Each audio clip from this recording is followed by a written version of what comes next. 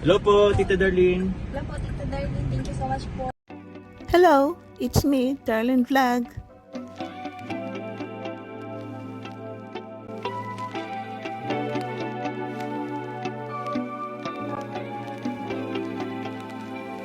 Questions I've never asked. Yan, siguro ang title ay Questions I've Never Asked Carla. So, impromptu lang.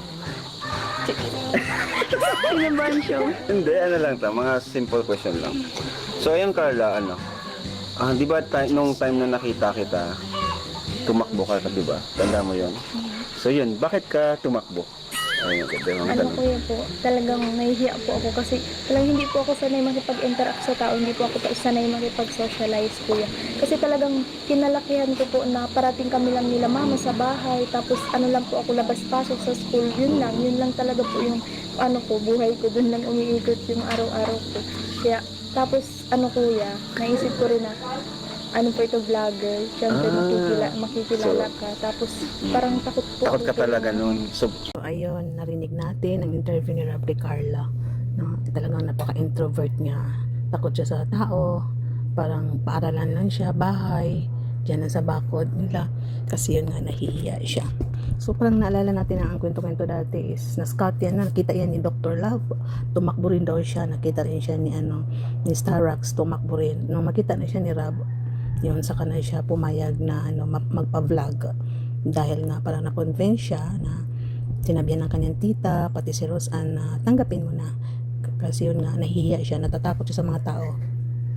so talagang may talagang napaka-introvert mo nun, di ba? Opo.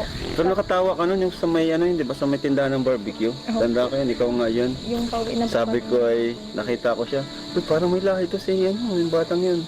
Tapos umalis. Hanggang sa yun, nakita ka ni Kuya Starax dun sa kubo. Opo. Tapos, nilapit ka sa akin. Sabi ko, ito na nga yung nakita ko, yung na-scout ko nung sa may school.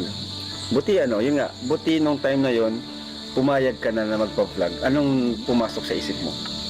Sa totoo lang kuya, madami pa po akong pinag-isipan ko po na kung mapablog ba talaga ako. Tapos pinagpara-encourage po ako ng tita ko na baka ito na yung pag-asa, yung pag-asa mo na makaangon sila mama mo sa kahirapan.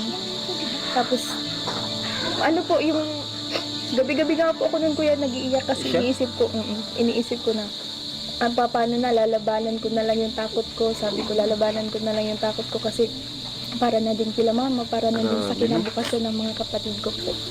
Kaya So talagang may mapupulot silang aral dito sa sa kwento ng buhay ni Carla kasi hindi. Imagine natin grabe palang pinagdaanan ni Carla.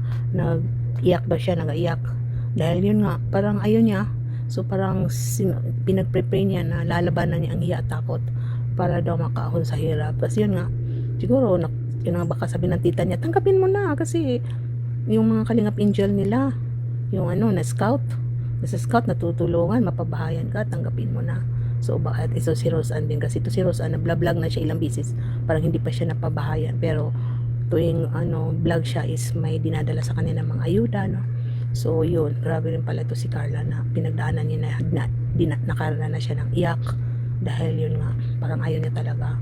So buti nakalearn din ng lesson ito si wag pahiya-hiya kung alam natin na makakabuti sa atin, labanan natin, harapin natin yung mabuti, wag yung puro na lang hiya, anin mo yung hiya kung wala kang makakain. So napaka-proud nakaka-proud si Carla dahil yun nga, linabanan niya itong pagsubok na mahiya siya. Hanggang ngayon ito si Carla is mahiyain pa rin, pero ibang-iba na yung noon sa part 1 at saka sa ngayon na nasa part 96 na tayo, di ba po mga ka-Jomcar? Labanan niya talaga yung takot niya, yung weakness niya, talagang hinarap niya. Mahirap yun, sobrang hirap yun kasi biglang nag-shift yung yung mundo mo, di ba? From being a private person to public, di ba? Nilabanan niya talaga, kaya siguro marami din talagang nakaka-relate kay Carla kasi marami sa viewers natin yung ganyan. Ako, isa na rin ako sa ganyan na ako, sa totoo lang, mababa rin yung yung self-confidence ko and mahiyain, gano'n. Yung kahit alam kong kaya ko, palagi akong nag-iisip na baka kung isipin ng ibang tao, gano'n. Saka inisip ko palagi na, ay, mas marami naman dyan, mas magaling sa akin. Di ba? Ganun ka rin. Takot din Ganun po ang ako mga introvert. Yun. Yun, si Carla pala is takot ma-judge, no? Takot siya ma-judge. Kaya siguro minsan sa mga live niya, minsan hindi siya masyadong nagla-live. Kasi yun nga, takot siya makabasa ng mga judgmental, mga bashing. Kasi alam natin ito si Carla is hindi pa siya masyadong, ano ba tawag nito? Hindi pa siya masyadong na-mold na labanan ang kanyang takot. So, pero iba, noon at ngayon, magkaiba na. Mayroon na siyang tapang na konti, pero hindi pa yung talagang tapang talaga na, bahala sila dyan, haharapin ko. Ganun din ako, takot ma-judge. Kaya palagi na lang kaming na, ay, wag na lang, ganun. Pero, na-realize ko na habang tumatanda tayo, dapat pala talaga, pag may opportunity, grab lang ng grab. Yun na ngayon nangyari sa'yo, buti na lang yung opportunity yung talagang kinuha mo. Na totoo yung sabi ng tita mo na baka doon mabago yung buhay mo. Kasi si Rose Ann yung unang di ba? Si Ate Rose Ann po yung una na niya vlog. Una naming na-vlog si Rose Ann. So medyo na ka na-encourage ka doon, ay si pinsan ko, natutulungan na. Tapos isa din po si Ate Rose Ann sa nagpara-encourage sa akin kuya. Na sabi niya nga, baka sila kay Rab na din ang makatulong sa'yo. Wow. So ano naman yung yung feeling na, ano yung unang pumasok sa isip mo nung nalaman mo na parang, yun nga, ilalove team ka kay Jomar, yung time na yun, Kuya Jomar mo pa ang tawag sa kanya. Ano yung pakiramdam naman nun? Wala naman talaga po akong idea. Wala po akong idea Na may love team. May ilalove team po. Tapos, ano lang, love trip baga po yung Oo, pasok sa niya. bagay kasi, Kasi ano lang biglaan yun eh. lang naman po yun. Natural lang, di ba? Yung nagkamayan kayo din. Opo. Yun nga yung yung parang chemistry na hindi natin Nagustuhan inaasahan. na din naman po ng mga viewers. Kaya, Galing nga nun parang impromptu lang din. Yung kumaga yung chemistry bigla na lang dumating. Kumaga hindi natin pinilit. opo. At nung time na yun, parang, wala na yung Rochelle, wala yung Edrica. Parang kayo yung naging panibagong simula ng Kalingap series or love team ng Kalingap. Yun parang hindi nag-expect ito si Carla is may love team. Para, yun na, nangyari na lang. Na may, ngitian, shake hands. Naalala ko na nung ito yung si Erika ayaw na magpa-vlog. So, parang medyo nalungkot ang team Kalingap kasi ito nga, malakas yung Edrica sa time na yun At ayaw na niya magpa-vlog. So, after 1 week, ito, dumating ang Jomcar, itong ma-vlog na si Carla. Yun ang pumalit na grabe ang hatak na subscribers at saka views. Maraming nagsidagsaan na mga sponsors, viewers, nagmarathon, maraming nabuo na mga groups. So parang nabawi. So siyempre matutuwa si Kalinga Prabian kasi kahit nawala yung Idrika, may pumalit na malakas sa takilya itong Jomcar. At siyempre maraming marathoners, supporters na sumuporta sa Jomcar dito sa Team Kalingap. Ayan. So ano naman yung ulo pumasok sa isip mo? Siyempre ang daming K-boys. Then si Jomar yung naging kalab team. Di ka ba na bakit ito pa? Joke lang. Ano man yung pumasok sa isip mo nun? Wala talaga po yun. Wala Kasi lang. hindi ko naman po alam talaga na. Parang nag-go with the flow ka na lang. Opo. Kala ko lang kagaya niya lang po. Normal. Na tinatanong lang po. Grabe. Kasi observation natin sa time na yun, napaka-innocent ni Carla na kung magbiro si Jomar, yun, bigla na rin sasapakin si Jomar, tatakbo sa loob, magtatago. So, yun, parang batang-bata pa si Carla sa time na yun kasi 17 years old pa siya nung na-scout siya, October, then nag-18 siya nung na January. So, yun nga, So, yun si Carla, parang wala lang sa kanya, akala lang niya na mag-interview lang, katulad ni Rab. So, parang hindi siya nag-expect na itong Jomar is magiging love team niya. Kasi kung naalala po natin na kung anong mga tanong ni Jomar sa kanya, magkano itong puto, saan mo ba ito binibenta, anong mga tanong ni Jomar, sinasagot niya. So, hindi niya in-expect na itong Jomar is maging love team niya. At ito, naging lover na sila. So, yun. Pero di ka naman nagsisi na yun nga naging katandem or kalab team mo si Jomar. Siyempre hindi po kuya. Wow. Dahil sobrang blessed nga po ngayon. Sobrang daming blessings. Tapos, yun nga po, nagustuhan ng mga tao yung love team namin. Until now, may mga nagmamahal sa'yo. Yan. Ano naman yung pakiramdam, Carla, na yun, ako mismo yung unang nakakita sa'yo or naka-scout sa'yo compared sa ibang ka-love team mo? Ganun. Ano yung feeling? Mas masaya kuya. Masaya po ako nun kasi syempre madami baga po ang tulad kong kabataan na naghahangad na matulungan dati. Kaya sabi ko, baka ito na din po yung binigay ni Lord na Yun. para makaahon kami sa hirap na talagang yung pinagdadaanan ng pamilya namin dati po.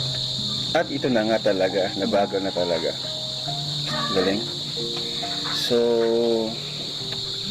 and ano naman, Carla, yun nga, syempre, sa 2 years ka na rin sa Kalingap, no? And may sarili ka na rin channel.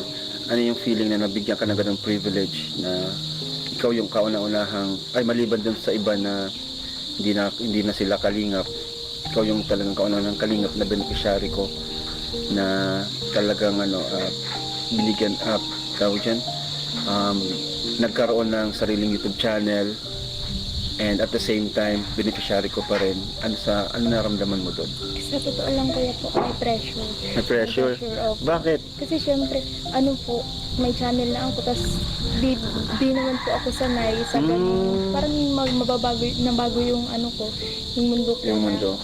Napaka-honest ni Carla, no, na inamin niya na na-pressure siya kasi alam natin na siyempre si Carla is nag-aaral, tapos beneficiary pa siya, then ginawa ng channel. So pag may channel ka, siyempre kailangan mo mag-upload, then mag-upload ka, then mag-live. So pag mag-upload ka, siyempre haharap ka sa camera. Ito si Carla is mahiyain, no, o alos ayaw magsalita. So kung makita natin yung mga vlog niya is talaga mahina yung boses niya kasi yun, meron pa rin siyang nahihiya pa rin siya. So yun nga, grateful si Carla kasi nung meron na siyang channel, siyempre ang sahod niya sa YouTube, binibigay ng sponsor is ito nga, napabakuran na niya ang kanyang lupa. Then for soon, papatayo na siya ng bahay sa Dait. At yun nga, parang yung mga kapatid niya is doon na mag-aaral sa Dait. Parang nasanay ka na ikaw yung binablog. Opo. Tapos, beneficiary lang baga po ako dati. Tapos, syempre kuya, masaya din. At the same time, kasi eto nga po, katulad niyan, yung lupa ko po is napabakuran ko na. Ibig sabihin yung mga sinasahod mo Yung, dun. opo kuya. Tapos, yun po yung pangarap ko talaga na mapatayuan ng bahay sila mama sa Dait. Kahit pa paano. At saka, yung ginawa mong yan, sarili mong sikap na yan, labas na ako dyan kasi vlog mo yan eh. Diba? Kumbaga, di nila masabing asa ka lang sa tulong, asa ka lang sa sponsor. Hindi po. Yung sarili pong kinita niya yun sa YouTube, yung pinapaayos niya. Kahit ay yung pinapagawa niya ng pinapibili niya ng mga lupa, properties. Pero, ano lang po yun, sa totoo lang, di naman po ganun talaga kalaki. Kasi bihira naman po siya mag-vlog. And yung sahod ngayon sa YouTube ay talaga bumababa po. Kaya, kumbaga, mahirap din talaga maging vlogger. Di ba? Hindi naman, porke vlogger ka, is successful ka na. Mahirap po unang-una sa kanya, ano yung content niya, kaya bihira po siya mag-vlog. Di naman po siya pwede mag-charity kaagad, lalo na estudyante, kailangan niyang tuunahin yung kanyang pamilya. So, ayun, kaya until now, beneficiary ko pa rin siya kasi, malaking tulong din po kasi na-expose po siya sa vlog ko kasi pag hindi na po, baka po, yun, mawala yung exposure, yung views. May mga sumusuporta, pero iba pa rin po talaga yung na-exposure, di ba? Kagaya ni Papa Jones, di ba? Until now, is malaking tulong sa kanya yung Kalingap serye natin na Jomcar. Kaya, yun, may dadagdag ka pa? Kaya po kuya, thank you. Since questions I never asked Carla. So ito Carla, isa ko pang tanong, nagtampo ka na ba sa akin? Oo, syempre yung honest lang, di ba? Tagal na din natin magkakilala. Hindi po. Sinungaling. Hindi po kuya. Talaga? Kasi opo, naman po, Minsan, konti. konti po. di Kasi ako. po minsan, ayoko na pong sabihin. Sige, okay lang. Normal naman yun. Lahat naman tayo, di ba? Lahat naman tayo nakakaramdam nun. Ako din, minsan nagtatampo rin ako sa'yo. Minsan sa iba. Lahat yun, normal naman yun. Pero, naintindihan naman natin ang isa't isa. At ang mahalaga, okay pa rin naman hanggang ngayon, di ba? Yan, napaka-honest ni Carla. Normal naman sa tao na minsan magtatampo ka kahit boyfriend, girlfriend mo yan, asawa mo, kapatid mo. So normal yan na minsan nagtatampo ka. At ito si Carla is honest siya. Pero yun sabi niya na kunti lang, no? Hindi siguro heavy ang kanyang pagtatampo kaya siguro siya natawa. So yan, believe tayo kay Carla kasi napaka-honest niya. Yeah. So, Ano pa ba? Ito pa, Carla. May mga bagong Kalingap Angels na dumaragdag, di ba? May batch 2 na, batch 3. Ano naramdaman mo na tuwing may bago, palaging kinukumpara ka, ganun. Parang palagi kang, kumbaga, ang isang Carla to, palagi na lang nagiging palagi na lang nasa topic. Lahat na lang si Carla, ganun. Ano yung feeling? Sa totoo lang po, masaya nga po ako kasi mas dumadami po kami, mas madami pong natutulungan. Tapos, yung about sa pagkukumpara po sa akin, kaya hindi po ako naapektuhan. Opo, kasi nasanay ka na. Opo. Siguro nung una, na-affected kang masyado nung una. Kapag may mga kino-compare sa'yo, Hindi gano'n. rin po, kuya. Kasi talagang kami naman pong mga angels, kami naman po yung nakakakilala sa bawat isa. Tapos parati naman po kami nagkakausap, kaya hindi po ako naapektuhan din sa mga ganun. Ang galing ang pagkasagot ni Carla na hindi daw siya naapektuhan sa pagkukumpara sa kanilang mga Kalingap Angels na kahit dumadami sila, ito ang Jomcar is lagi nasa topic, nasa topic. So, ito nga sabi ni Carla na hindi siya affected, naapektuhan noon pa kasi yun nga, close sila sa mga Kalingap Angel, nagkakausap sila. Itong mga taong gumagawa ng issue is hindi natin sila na-meet ng personal, hindi natin sila nakita, no? Tapos tayo pa ang gumagawa ng issue. Samantala, itong mga Kalingap Angels is halos araw-araw sila nakikita. So, kilala nila ang bawat isa. Kaya ito si Carla is hindi siya affected. I'm sure ganun din ang ibang Kalingap Angel. Hindi sila affected kasi magkakakilala sila. Tama yun. Kasi mas maapektuhan kung talaga mismo sa personal, di ba, yung may tampuhan, no? Pero mga lang naman supporters, yung ibang supporters o nagpapanggap na supporters lang naman yung gumagawa ng issue para magkaroon ng ng hidwaan, no? Which is wala naman po. Ayan, ngayon sa estado mo ngayon, ano lang yung parang kinakatakutan mong mangyari? Parang yung pag-iisip mo na paparanoid ka na yun, kinakatakutan mong mangyari.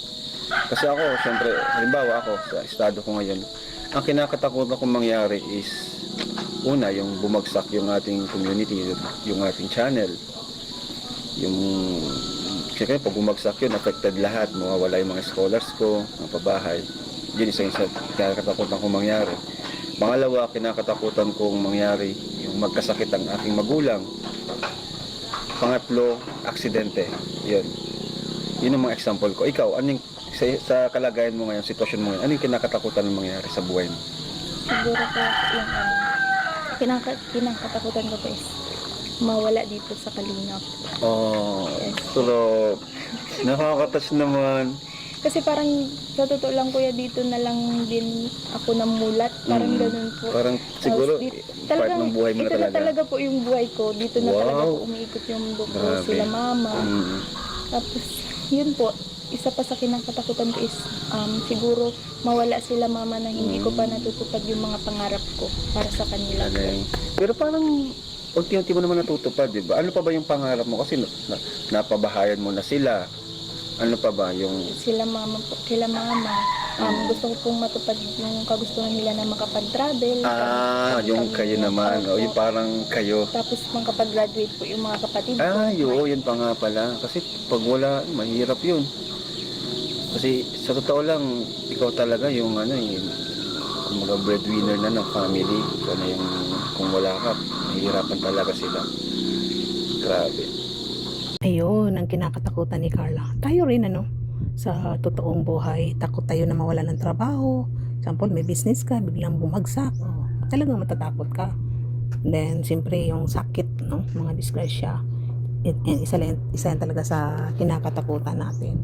At ito nga ang kay Carla, na mga pangarap niya is yun, mapatapos niya ang kanyang mga kapatid, ma-travel niya ang kanyang magulang, Siyempre, yung huwag sila magkasakit is, ito si Carla is takot siya mawala sa Kalingap kasi dito nga siya nagmula, dito siya na matured at dito siya nakilala sa Kalingap. So para kay Carla, natakot siya na mawala ang Kalingap kasi naintindihan natin itong Kalingap ang umahon, nakaahon siya sa hirap dahil ito sa Kalingap, nakilala siya, nagkaroon siya ng bahay, nagkaroon ng channel, hanggang ngayon may mga sponsor siya, nag-aaral, nakakapag-aral siya dahil dito sa mga sponsor sa Kalingap. So nakaka-proud si Carla. So, yun, nakakatakot naman talaga yun. Pero nakakatuwa yung sagot ni Carla, no? Talagang sobrang importante talaga ng kalingap sa buhay niya. At yun, di ka naman Carla mawawala kasi ano naman tayo, kumbaga sabi ko nga sa tahanan, nasa loob na tayo ng isang tahanan. Parating nga po namin na pagkukwentuhan ni Ate Rose and Kuya, paano kapag wala na kami sa kalingap, ano kaya ang magiging buhay namin ulit kung babalik pa ba po kami dun sa dating Oo, sitwasyon na halos ano po sa isang araw, minsan kulang sa pagkain, tapos yun, wala po kaming maayos na matutulugan. Sabi nga po namin, kung hindi mo po kami natagpuan, baka sa panahon ngayon, magtatrabaho kami sa Manila. Nagkasama kami. Oo, baka di Kasi kayo po, nag-college. yun po. Yun nga sabi ni Carla na kung di siya na scout ng Kalingap, yun nga daw ang balak niya is pupunta ng Maynila, mamamasukan or kung ano bang trabaho, kasi naalala natin sa kwento niya na tuwing summertime walang pasok, daw siya nagtitindira ata siya sa mga karinderya or saan ba natindahan dyan sa Dait. So ito, yun nga sabi niya na kung hindi sila na scout ni Roseanne, baka nga sa Maynila sila namamasukan. So yun nga, ito yung guhit ng pala ni Carla na ang Kalingap ang makakapagbigay sa kanya ng itong magandang buhay at itong mga sponsor na dumating sa buhay ni Carla dito sa Kalingap. So tuloy-tuloy lang po ang pag-support natin sa Team Kalingap dito kay Carla hanggang siya ay makatapos at sila ni Jomar ay magkatuluyan. Thank you for watching. God bless you all and see you my next reaction video. Pasensya na po kung hindi nakikita ang mukha natin dahil nga po nasa ospital po tayo. So ito nga, nagpo-voice record na lang tayo. Nakatuwa naman kayo magpinsan. Pero yun, grabe, nakatuwa. Kasi